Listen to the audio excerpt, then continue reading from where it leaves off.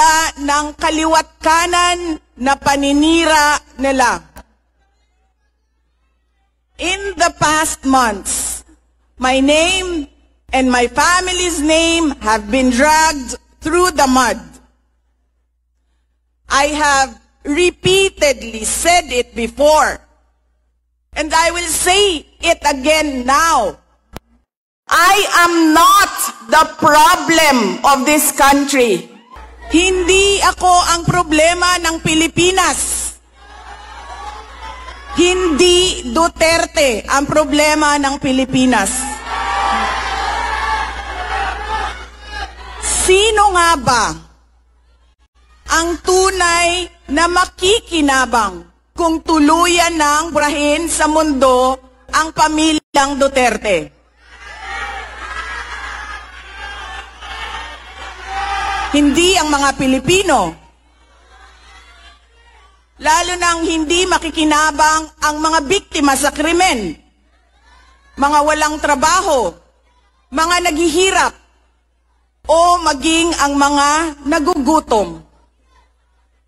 What we are witnessing is a systematic demolition job against political opponents that once dared to put the country first, even if it meant going against the most powerful interests in our homeland. Sa kasamaang palad, iniluklok natin ang isang leader na walang kakayahang maintindihan ang tunay na kalagayan ng mga Pilipino.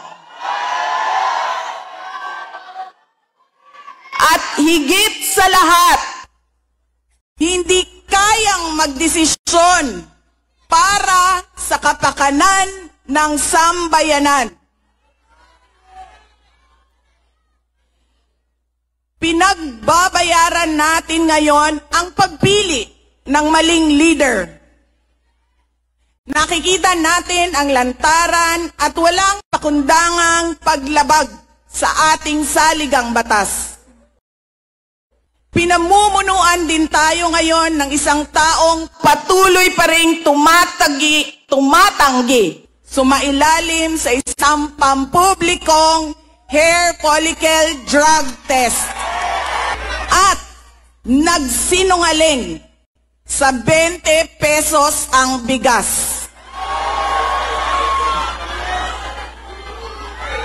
Ang masakit pa, nakuha nilang kidnapin ang dating Pangulo.